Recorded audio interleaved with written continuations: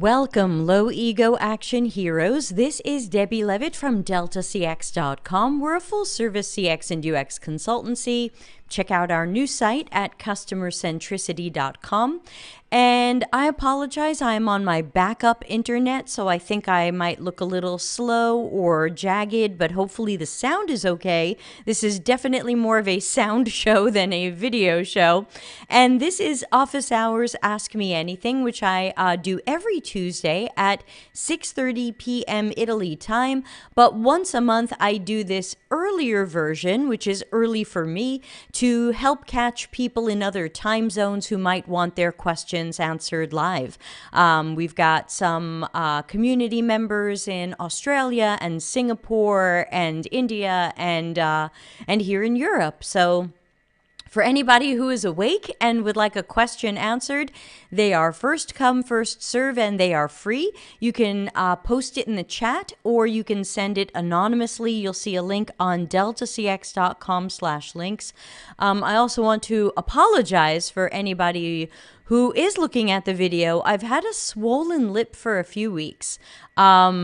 You can probably see it. It looks really, I don't know if it's the sun coming through the window from a morning show, but it just looks tremendous to me. And I just want to make sure people know that I have seen my dentist yesterday. He's sending me for some tests in early January, and it's nothing to be worried about yet, but this is not, I don't get lip injections. This is not bad lip injections where only half of my lip is puffy. This is sadly something medical, so but probably not so terrible. So just so nobody's worried, because sometimes I see my own face on the screen here and I go, oh no, everyone's gonna see that, and oh no, they're gonna think, oh no. So while I technically don't care what anybody thinks, I imagine they think things. We don't have any questions today. So usually if there's no questions ahead of time, I hang around for about 10 minutes. And if nobody shows up and has any questions, we just wind the show down. So if you do have questions, you will be the first to get an answer. I'm watching everything I can here to see. Meanwhile, let me remind everybody that we just did a great episode here on the channel teaching repeaters in Axure. So if you are looking to learn more about that, it is a very long video. It was over 3 hours, but the idea is that you can watch it as you like, pause it, work along with me, and get repeaters working. So do check that out either by going to YouTube and searching Delta CX Axure AXURE repeaters, or just drop over to the Axure playlist on the YouTube channel, and that will, at the bottom of, towards the bottom, you'll see the repeaters episode. Remember that I assume that you've already done my core skills classes, so best to go to that playlist and absorb all of the content and free training in the Axure playlist. There are 13 hours of videos there. And as we still don't have a question, I'm going to just give you a few more updates. I've canceled most of the streams for this week and next week due to the holiday season that tends to distract people and make them not show up to live streams or things like that. So just a heads up, you can always check the calendar of events, which is linked from deltacx.com/links, and you can see what we have cooking. We don't have much cooking for the next couple of weeks. Let's see, when do we really get going again? Looks like we get going again 2 weeks from today, where there will be office hours, unless I have to cancel that because of a medical appointment for this thing. So probably first week of January we'll be back, and I'm also doing office hours later today with John N.A. Brown, just in case anybody shows up to that. So we'll give this 5 more minutes, and if nobody has a question, we'll just wind down the stream and say happy end of year to everybody, and see you late today for the other version of office hours. Trying to think of what else I can tell you. I can tell you about the new type of show we're going to be doing on January 9. Mondays in the new year will be Think Out Loud, but they will be every other week. And you can always submit something for Think Out Loud here at deltacx.com/links. Some of the Think Out Louds will be regular Think Out Louds that we've been doing. And then some will be in a new format, which will be to take a look at what research we should do for a real or fake project, and then practice a little bit of a brainstorming session with anybody who joins live. So that will be a fun new way to look at things, imagining that we have done our research and writing a great problem statement together for practice, and then doing a small group brainstorming session, not sketching screens. Most of you know I don't believe in design thinking and design sprints, and I don't believe in everybody sketching screens, but sometimes it can be nice to run a little brainstorming session and collect ideas from other people, ideas without screens. Okay, so according to this, we still don't have any questions. I hope I'm not missing any. Let me refresh. But just in case, if we truly have no questions this morning, I will be back 6:30 p.m. Italy time, doing this all over again. So, yeah, let's see. And nobody's even saying hi, so I'm thinking we probably don't have anybody watching right now, which is fair. People are probably on their vacations. Usually we get at least one hello by now. Let's check if anyone's watching on LinkedIn.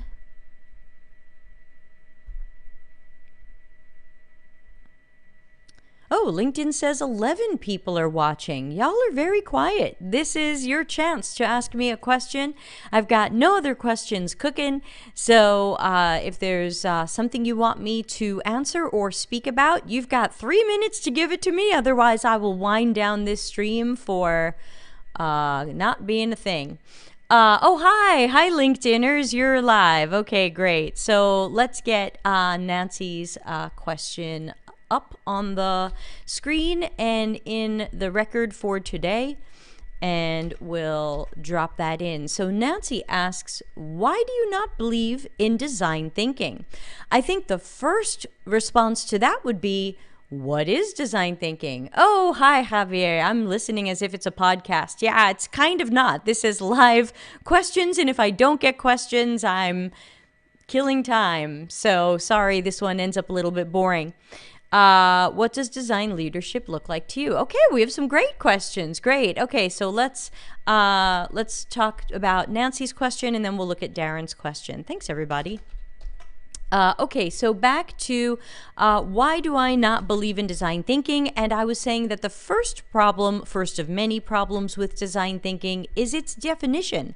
I can barely get two people to give me the same definition of design thinking. So what is it, and why don't we have a clearer definition or more standardized definition of what it is? I've heard it's a tool in the toolbox. It's a mindset, a way of thinking. I've heard it's not a mindset, it's a process. I've heard it's not a process, it's a pedagogy. I've heard it's not a pedagogy, it's a workshop. So first of all, it's just kind of sounding like religion at this point. Everybody has their own interpretation. Few people are agreeing on what it is. I've heard that it's exactly like human-centered design and user-centered design, and I've heard it's nothing like human-centered design, because human-centered design is old-fashioned and slow. So we did an episode almost 2 years ago called episode 108. So you can find it by coming to YouTube and writing Delta CX 108. I'm sure it'll pop up. And it was called What Isn't Design Thinking? And not only did we read many, many definitions of design thinking that we found around the interwebs in English, but we realized that many of these were in conflict with each other, and also none of them really told you what to do.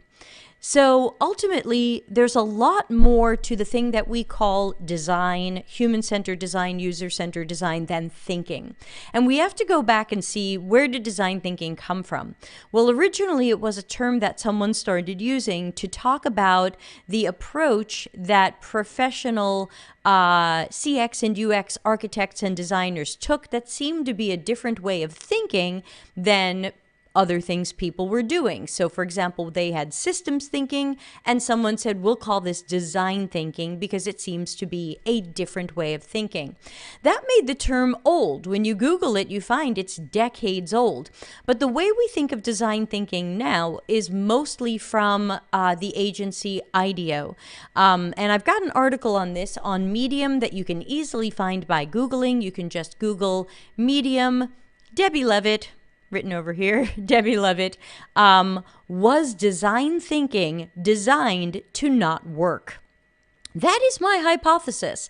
I believe that IDEO designed their version of design thinking to be a lot of workshops and training and group activities, but they really don't look like any of the work that I do.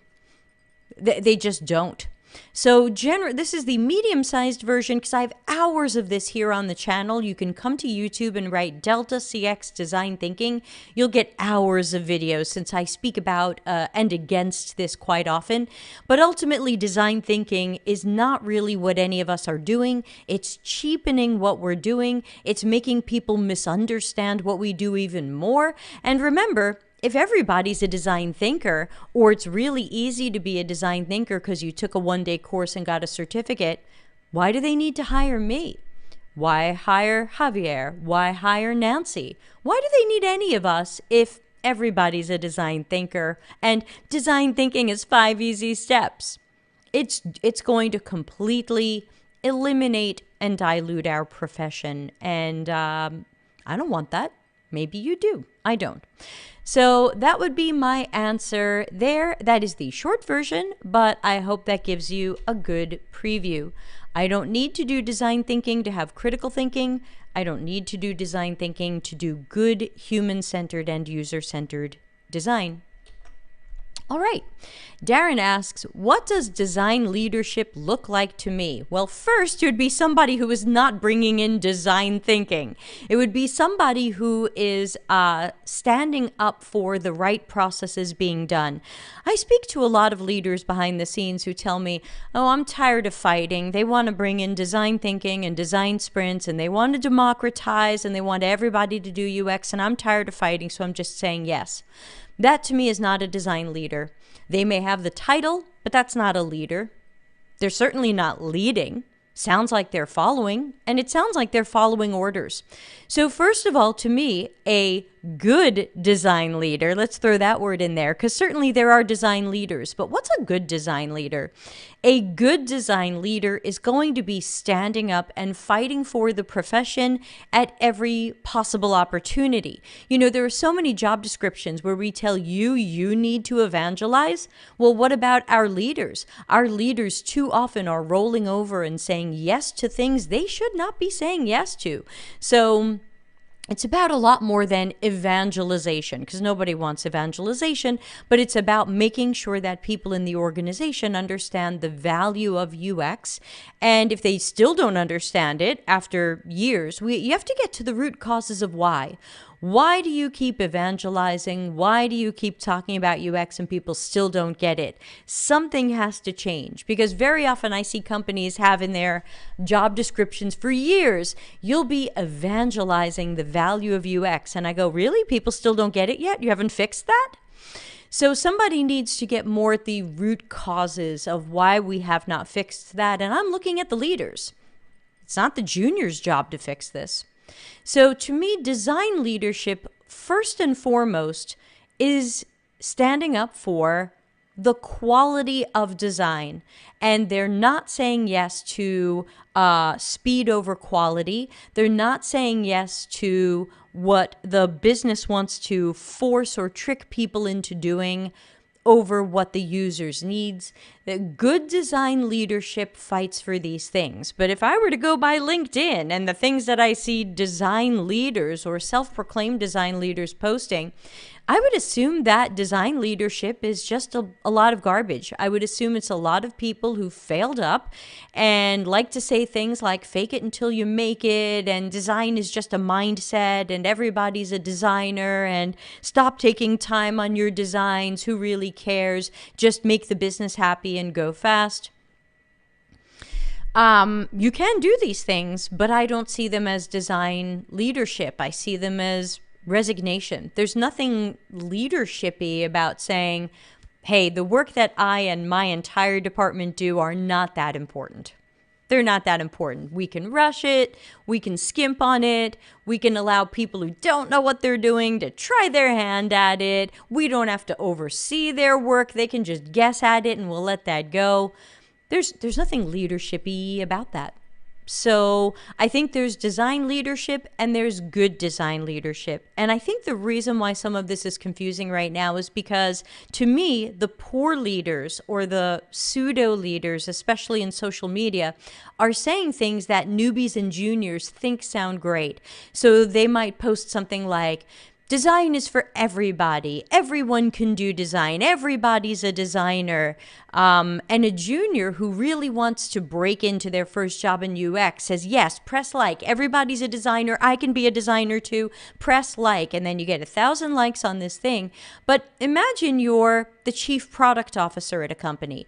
Imagine you're the chief technology officer at a company, and you see thousands or hundreds of people pressing like on anyone can do design, everybody's a designer, design is just a mindset. What do you learn about design? Do you learn that it's a unique and specialized profession? No, you learn the opposite. You learn design ain't that much. It's easy to learn, easy to do, anybody can do it. Are you likely to give your UX teams more time and more budget because what they do is serious and mission critical and specialized? No, you just saw this LinkedIn post that 1,000 people agreed with that said design is easy. Anybody can do design. Doesn't matter. Just go for it. Fake it till you make it.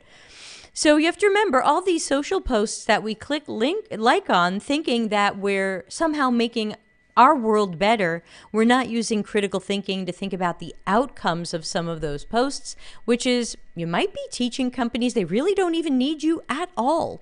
So these are some of the concerns I have about weak leadership, and I think that nobody's holding these leaders responsible. People like you just keep quitting that job and going somewhere else, hoping you get a better manager, and you don't. Because everybody's just decided they want to collect their paycheck and phone it in and not stand up for UX. So that works against everybody. Nobody wins.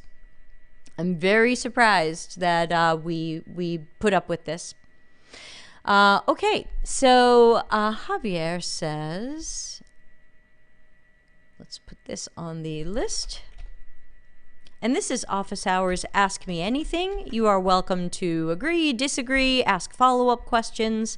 It's as close as we can get to a conversation, considering I'm the only one broadcasting. Okay, Javier says, UX has a lot of specialties, and it's hard to be strong at all or most of them. How many people do you think are necessary to have a strong UX team in the company?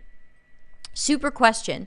So I think if you're looking at specialties, I see specialties as, and I've got this in my new book. So why don't we crack open that chapter, which I think is chapter 19. This is my new book, y'all. Customers Know You Suck. It's available now. If you can't find it where you are, bug me about it or get the digital version at cxcc.to/CKYS.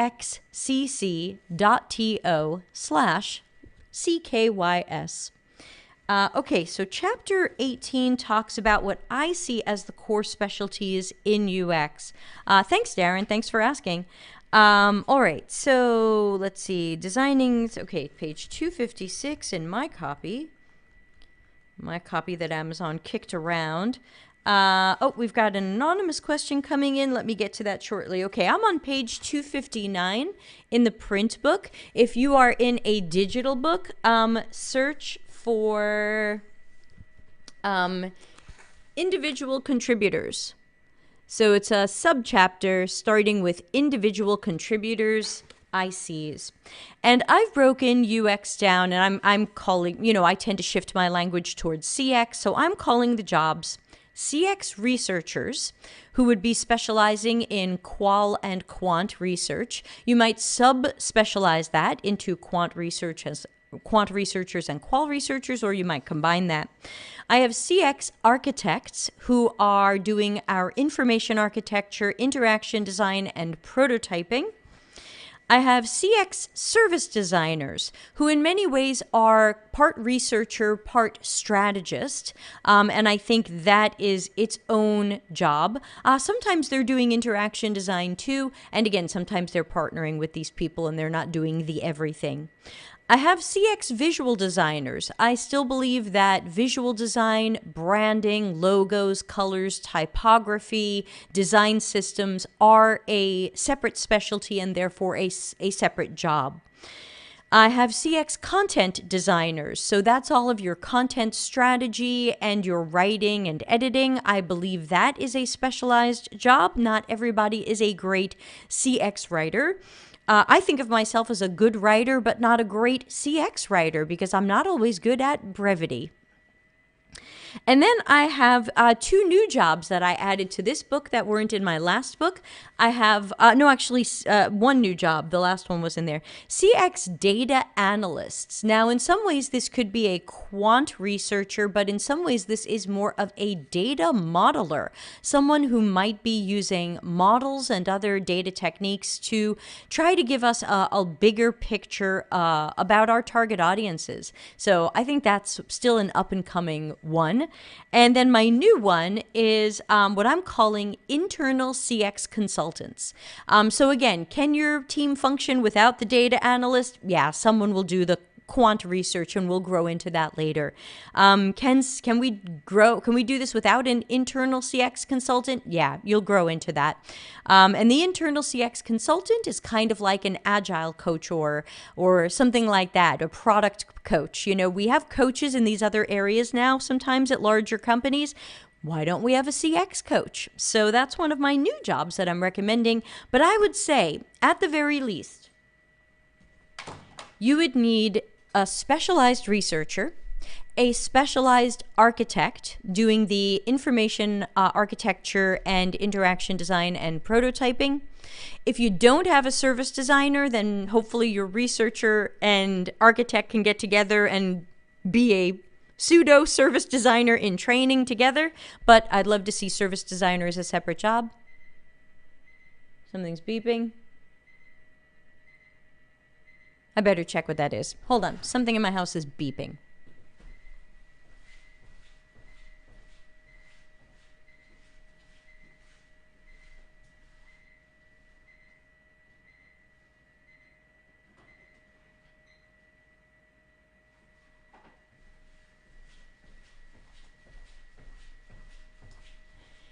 The little clock my boyfriend bought at IKEA that he can't figure out. Hey, Shatterquakes here. Love the new book. All you folks in UX land should grab it. Worth your time. Thank you. Please remember to review it on Amazon and Goodreads. It really, really helps me. I will get to the anonymous question in a moment. So I think, Javier, at the very least, you have to start with the specialized researcher, the specialized architect, the separate visual designer, and probably the separate content and writing person. Just because these are specialties and skills that don't necessarily overlap. A great researcher might not be a good designer or writer or artist. A great artist might not be a good researcher or writer or interaction designer. So because I find that these are really separate skill sets and talents and things like that, those to me are the very least. Now, I think sometimes we could do with a part-time content person or a part-time visual designer if we're starting out, because we may not need them 40 hours a week all year. We may need them here and there. We may need a visual designer to set up the design system and then work part-time on maintaining it. But I think these are this is where you have to start for a strong team, but those people can only work with 1-2 projects 3 at the most, but that's stretching it. They're going to have more work than they can handle on one project. So it's really more about scaling that. So thank you. Let's take a look at what came in through the anonymous question universe. Hold on, I have to refresh a page to get that. Then I have to do a copy paste. And somebody wants to talk to me on Saturday, which is fine. That's when my calendar's open. Counter offers. Okay, what an interesting question. Thanks for the person sending in the question about counter offers. Let's put that up on the screen. Sorry, my stuff isn't sliding out very well today. Let me refresh the on-screen stuff. Let's see if that's better. Okay. Question about counter offers. Can we talk about counter offers? We can. When you resign and your company comes back with another offer, what are some of the pros and cons of accepting? Can there be a happy ending if you accept a counter offer? Okay, so I tend to be in the camp of not taking a counter offer. And this comes down to you need to make your list of what are the pros and cons of working at this company. Were you leaving because they weren't paying enough? A counter offer implies that your problems are solved if we give you a little bit more money or a lot more money. If your problem was money and everything else is fantastic, I can't run my effects today. I'm having some internet problems. So pretend starry stars. I'll have to open it up on my big screen. Dreamy stars. Here it is. Dreamy stars. Everything's wonderful except what they're paying you. If it's that good, then sure, a counteroffer solves your problem and now you're going to make the money you wanted to make. The downside there is that you've already showed them that you're not loyal. You've already showed them that if there's something going on there that you don't like, you might not say anything and you might just leave. I find that sometimes after companies do the counter offer and the person stays, they rarely, though it happens, but they rarely stay more than a year because usually it was more than the money. Usually there are other problems or people or processes that they're trying to get away from, and the more money is nice, but it doesn't fix it. So I would say make sure you have made a list and that you are aware of what are the pros and cons of where you work. You already did the interviews. You got a job offer somewhere else. Your company's trying to keep you. Why were you leaving? Is it something that's solved with money? Is it something you'll put up with for money? If not, go to the next place if you feel or know that they solve that problem, or at least those things should be better.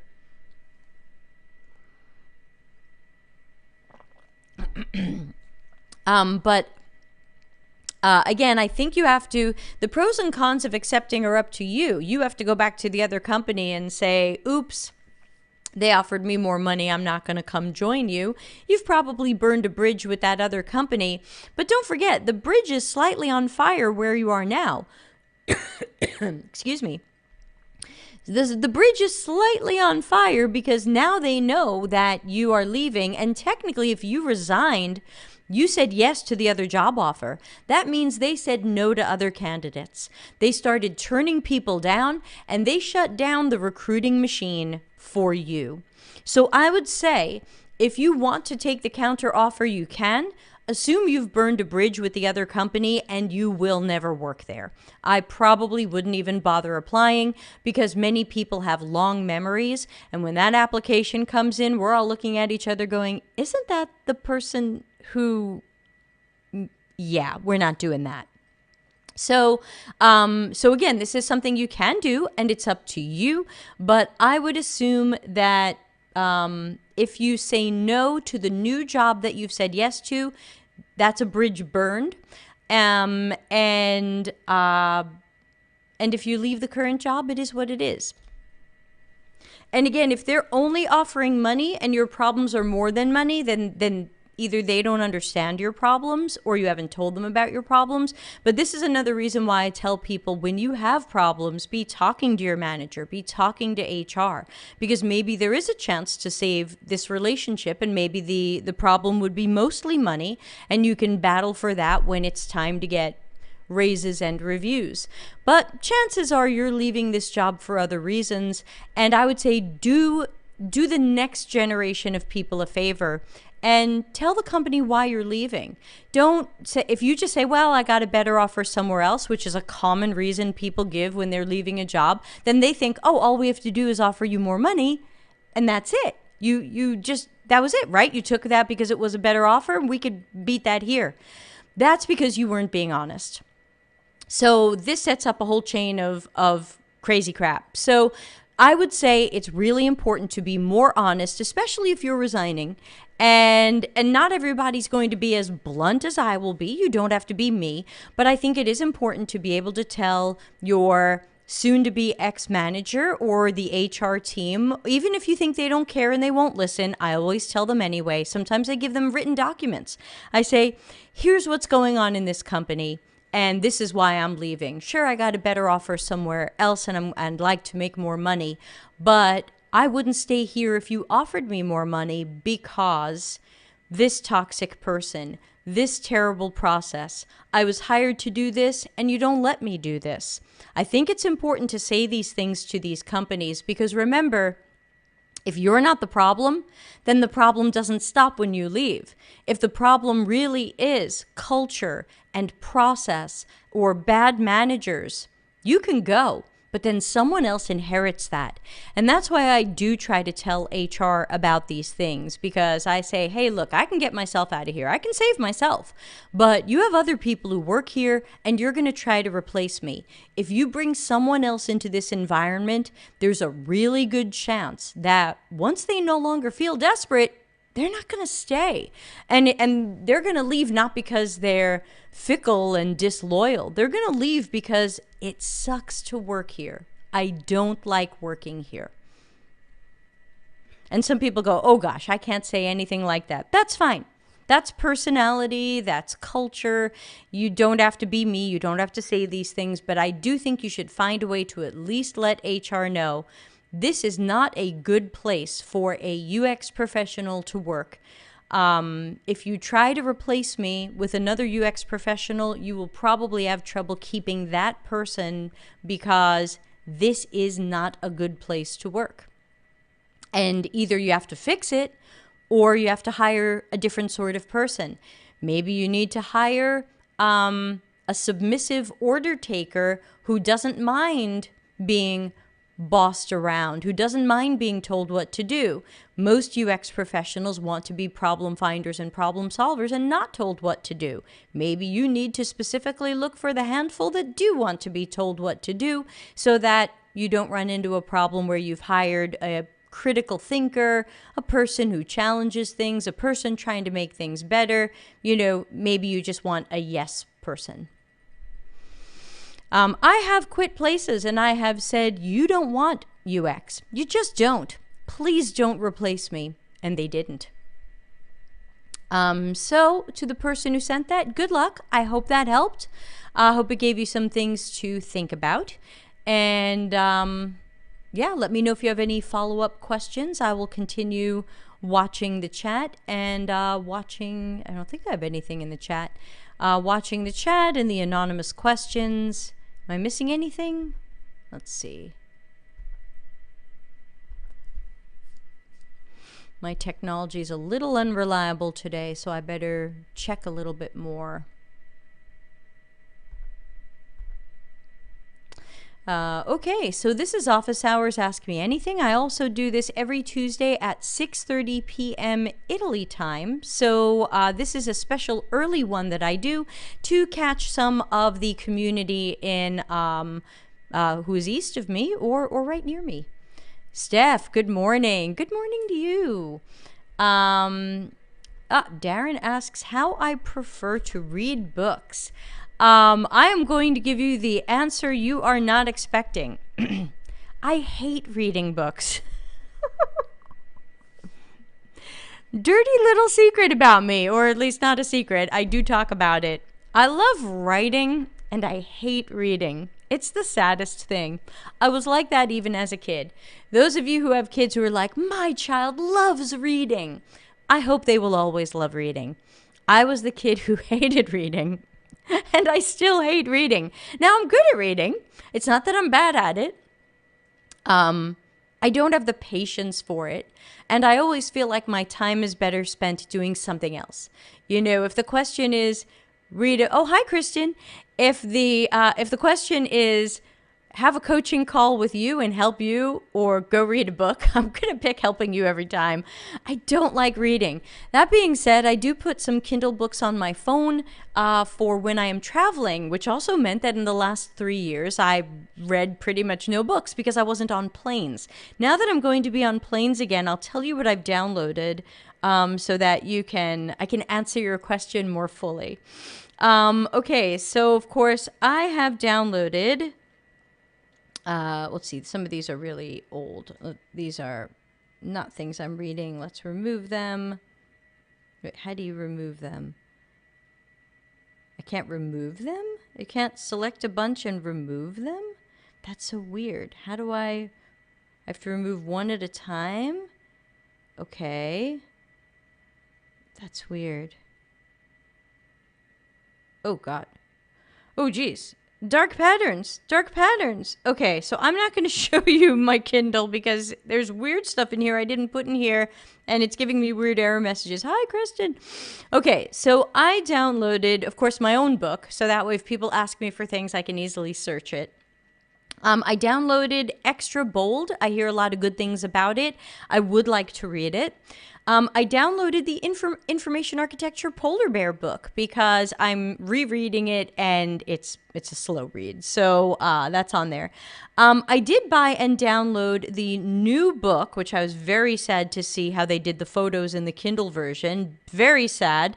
I downloaded The Imagineering Story by Leslie Iwerks.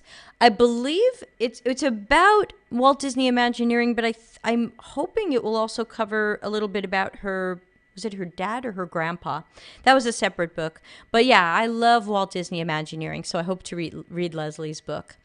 And I downloaded, and I don't remember why I downloaded this one because it's probably 3 years ago now. This is Reality Land. True Life Adventures at Walt Disney World. I tend to read short books written by people who work at Walt Disney World and just talk about what it's like to work there. I read a great book called something like Cleaning the Kingdom, and it was about a bunch of cleaners at Disney parks talking about the good, the bad, and the ugly. So I have to admit, I do not do a lot of reading. I don't make time for it. After I do these night shows, I do a little work. I have a couple of calls with you peeps, and then I roll right into bed. And I just watch wacky videos because I don't want to think. So maybe when I get on planes again, which will be in a few weeks, I'll start reading more. Dirty secret. Steph says Bold is amazing, and it's short essays. You can read every one. And okay, great. Thank you. Digesting it in little bits. That's super. Okay, Irem says, maybe the problem is companies' interviews for critical thinkers, and after they're hired, they're expected to be yes men. That is also very true. You're totally right. I was warned by senior professionals to soften my posts about critical comments on the industry. I'm not going to soften my posts because I was just saying at the beginning of the show, that's the problem. We're too soft and our leadership is completely soft, totally mushy, melted butter. So I do think we need critical thinkers. And if a company doesn't want me because I'm a critical thinker and I raise questions, I shouldn't work there. It's not that I should change what I'm doing. I just shouldn't work there. That's a bad match. Darren says, haha, I was the same when I was young, trying to read more books these days. I'll get your new book. Love the title. Thank you. Thanks for the book recommendations. Yeah, I'm just a super Walt Disney World obsessed person. You know, many of you have seen my special ears that I got. They're from the 2013 Couture collection. These are the steampunk ears. They were, you know, a rarity, and I think they're very me. I'm super into Walt Disney World mostly, which is the park in Florida. Lots of stuff around me, if I start picking things up off my desk, will be related to Walt Disney World. Including, hold on. Some of you know I swap out my dog's collar at night, and of course, At night, she gets the Mickey Mouse collar. So, yeah, obsessed, absolutely obsessed, but only with parks and hotels. I don't care much about their movies. I don't care about princesses and superheroes. Parks and hotels. That's where the real CX and UX comes to life, and that's what has always influenced me. So yeah. Let's see. Someone's leaving a comment on a different YouTube video right now. Thanks. Please do more of this. Oh, okay. Thanks. Yeah, I will. We're gonna switch up the Monday shows in the new year. They'll still be Think Out Loud, but they will be different types of shows, and so there will be different things that you can send in. So I'll just make a note to change up the web page and remind people there are 3 types and they can send stuff in. Steph says, unrelated. You have a very, very small hissing background noise. Not sure if everyone notices. Oh, you know what? It could be my heat. Let me try turning on my heat. It could also be my UPS firing up. So let me try turning off the heat and see if it's that.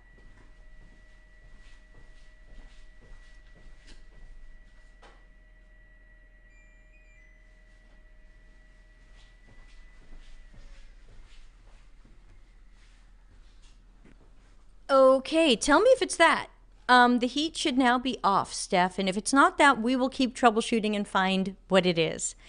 Kristen says, Debbie, I'm a neurodivergent UXer. I get overwhelmed quickly. I value your opinion. I ask many questions. I love this so far. Where's the problem?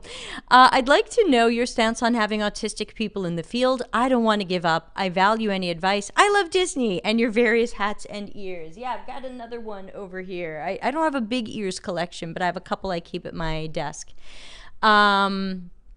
Okay, so let's add Kristen's question to the list. Meanwhile, I know we're delayed about 40 seconds. Oh, Stephanie says all gone. Yeah.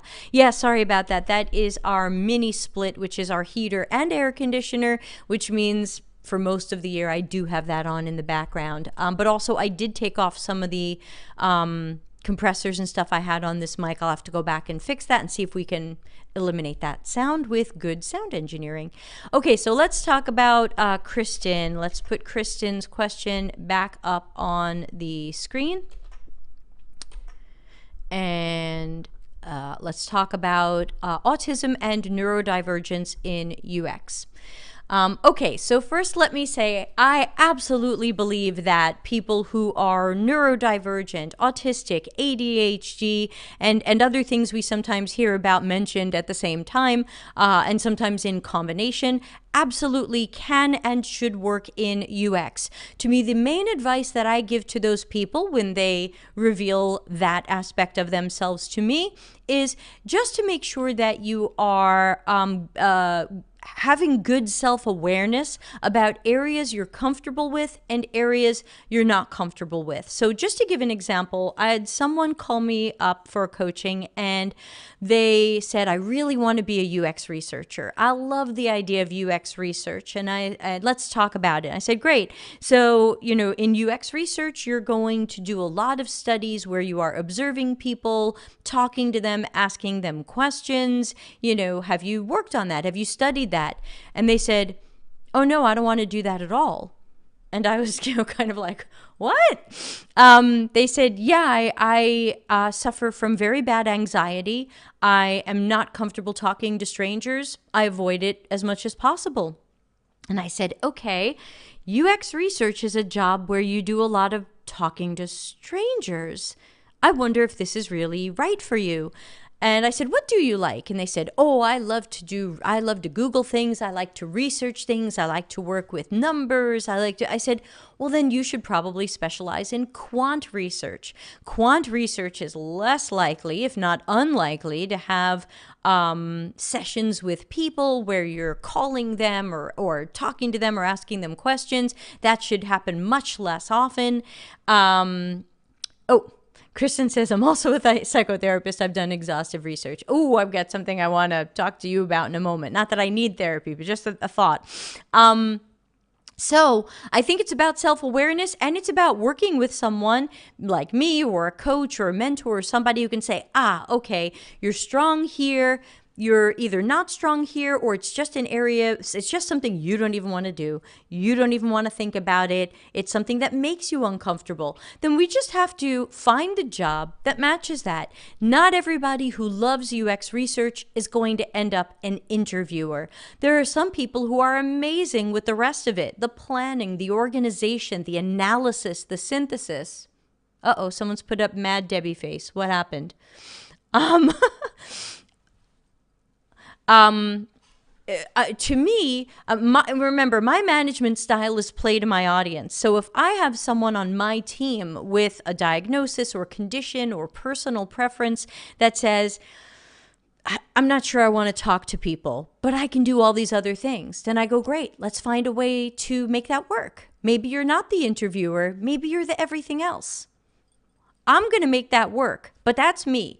Not every company is going to do that. So that's where that self-awareness is important, so that you can be able to say to someone, I'm a UX researcher, but here's something that I don't do or I don't want to do very often because of my autism or neurodivergence or anxiety or ADHD or whatever it is.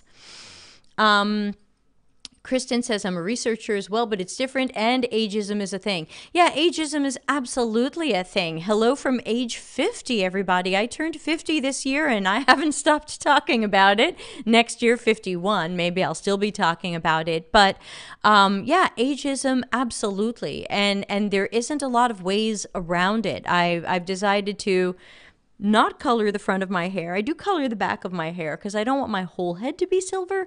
But I do color, the front is natural, the rest is not. So I'm salt and pepper in the front. And yeah. So anyway, enough about me. But yeah, ultimately I do want to see anybody who's good at UX doing UX work. It's kind of that. I believe there's a place for everybody, even if we have to say, okay, someone's not the best at this or comfortable with this, we don't give them that work. Again, not every company is going to go for that, but that's what I believe they should do. Stephanie says, I relate. I hate talking to strangers without an appointment, which means when I run guerrilla testing, going to students in a cafeteria asking questions, that was out of my comfort zone. I tend to prefer when we schedule appointments, then I'm okay with it. Yeah, and again, if you can figure out what helps you be more comfortable, then you work with that. I also love having the appointments. Everybody knows I use lots of calendar systems, and everybody can drop stuff in my calendars. And I like having those appointments. And yeah, so I get it. So I'm not sure what other questions you have, Kristen, but if you're asking if I support you, it's an absolute yes. And I just remind people with any diagnosis, condition, disability, superpower, whatever it is, to just have self-awareness. Know where you're weak and strong, or even if you don't see it as a weakness, like my weakness is art. I'm terrible at art. It's definitely an admitted weakness. Other people might say, I don't want to call it a weakness. I'm just going to say it's something I don't want to do. That's fine. I'm not telling you what label to use, but just to be able to, like when I'm job interviewing and they go, hey, yeah, can you do our design system? You don't want me to do your design system. So, you know, just having self-awareness so that when you're interviewing, you can talk about the things you're strong at and the things that you either need help with or don't want to do or can't do, whatever it is. So, yeah, hopefully that covers that. Now let's talk about your neurodivergent and your psychotherapist. So, some years ago, I do, and the interview process has been grueling. Yes, I don't want to say something New York-ish like, you're lucky to get an interview. I can't even get an interview. But, you know, that's not helpful or supportive. But yes, interview processes are always difficult and ugly, and all we can do is just make the best of them and hope that other people give a crap. That's all I can do. Okay, just checking I'm not missing any messages. So, no, not missing. Okay, great. And handled that. And there, yeah. Okay, so psychotherapist. So some years ago, won't say when, so I'm not mentioning anybody in particular, but I was in a long-term relationship with someone who we found out very late in the relationship was on the autism spectrum. They diagnosed him, I think, with Asperger's at the time. And I definitely felt like, okay, now my world makes sense. This person is definitely autistic and this makes sense. I'm no longer dating that person, but we're good friends and I hope to see him at my wedding, but I know he might not be able to make it. So we had a really hard time finding a couples counselor where one person in the couple is neurodivergent and the other is not neurodivergent. We had a very hard time finding a couples counselor because every therapist and talk therapist and psychotherapist and whoever that we found, their specialty when they wrote autism was, I'm going to help you deal with your problems and stresses because you have an autistic child. So if anybody ever wants to make endless money, please become a specialist where you can do couples counseling where one or both people is neurodivergent, because we luckily found one therapist and I believe she was helpful, but she couldn't solve our problems and we couldn't solve our problems. But luckily that was for the best. He found a better person who he's with and I found a better person who I'm marrying weeks from now. And we managed to piece together a great friendship. So it all worked out, but man, I wish we had a lot more choices in therapists at the time for couples counseling. We could not get help, and people need help. And the cool part is now he's working on being a life coach, which is a very dramatic change from his work in software QA, but I know he's going to be great at it, and it's a great fit for him. So hopefully he will be out there helping others, which I know is his core driver. Steph says, yeah, most of the content on autism, ADHD, and also dyslexia is how to help children, which means a lot of adults don't even get diagnosed or super late in their life. Yeah, the guy I dated was 46, I think, when he was diagnosed. So it was a surprise and then not a surprise. Kristen says, there's a great need for couples therapy for someone that can work with you, and congratulations. Yeah, thanks. Yeah, more therapists for the neurodivergent person for sure. So yeah, lots of that. Okay, anyway, we've only got a few more minutes to the show. Thanks to everybody who joined. Please do subscribe here on the YouTube channel. We've just passed 6,300 subscribers, so I'd love to see more people subscribing here on YouTube. I'm usually live 2, 3, 4 times a week, but we've cut the schedule down for the holiday season. I'll be getting back to it in January a little bit, but the problem is once January gets started, I've got my wedding. So we will do a few shows in early January and then really be picking up steam with the schedule again once I'm back in the 3rd week of January. So if you don't see a lot of shows in the coming weeks, I haven't given up on you or on YouTube. I'm just going to be focused on trying to finish my audiobook, which sadly is not going well, but hopefully today is a light at the end of the tunnel, but I can never tell. I've had a light at the end of the tunnel almost every day, and then it ended up being a train that crashed into me. Thank you, Kristen. That's very sweet. So I am still trying to get this audiobook finished, and every day I don't feel closer. So I apologize that I am running weeks late on the audiobook, but there will be an audiobook for Customers Know You Suck. It is recorded at the speed I'm speaking now, so if that's comfortable for you, great. It will be out on Audible if you would like to speed it up or slow it down. And for people who feel like they don't want Audible, need Audible, or can't afford Audible, I have a secret plan for probably in February to put it out as YouTube videos where it's just going to be my Audible track with a cover of the book. I'm not going to go into PowerPoint slides, just the cover of the book and the soundtrack.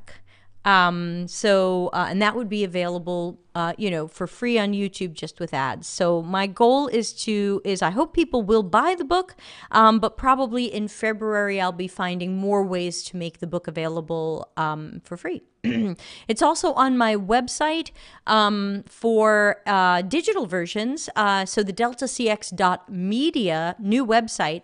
The book is available at a pay-your-own price for the EPUB and PDF. So if you would like a digital version, especially if you need to change the font size, that is name your price. Some people have put in $1. We're not allowing $0, but some people have put in $1. Some people have put in a higher price than what I'm asking, which is very sweet and not required.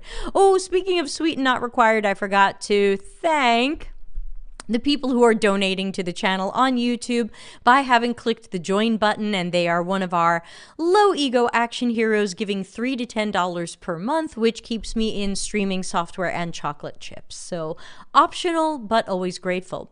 And I can smell that my lunch in the oven needs another half hour, but I can smell it. So I'm going to go work on my cooking. Today I am making barbecue pork in a homemade barbecue sauce because I can't get anything where I live, and some baked potatoes with barbecue sauce probably as well, and maybe some heavy cream. What do you think? I am a meat eater, so I apologize to anybody who is not. I won't show you a picture of it, but there you go. So thanks to everybody who joined and made this episode really excellent. I was happy to get some of the great questions we've got that we've never gotten before. Oh, and by the way, Kristen, that was the oven dinging, so I got to go turn it back on.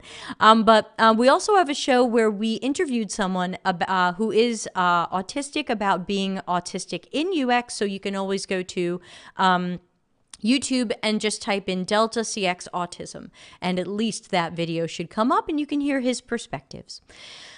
Okay, I'll be back in a few hours to do this all again. I'll be back at 6:30 p.m. Italy time. It's now 11 a.m. Italy time, and today we will have John N.A. Brown as our special guest. He is wonderful, he's warm, he's smart, he's fun. You don't want to miss it, and he will be taking your questions. So we'll see you at regular time later today. Everybody have a good day or night until I see you again. Thanks. Bye. Customer centricity as business intelligence. Visit deltacx.com to learn why we are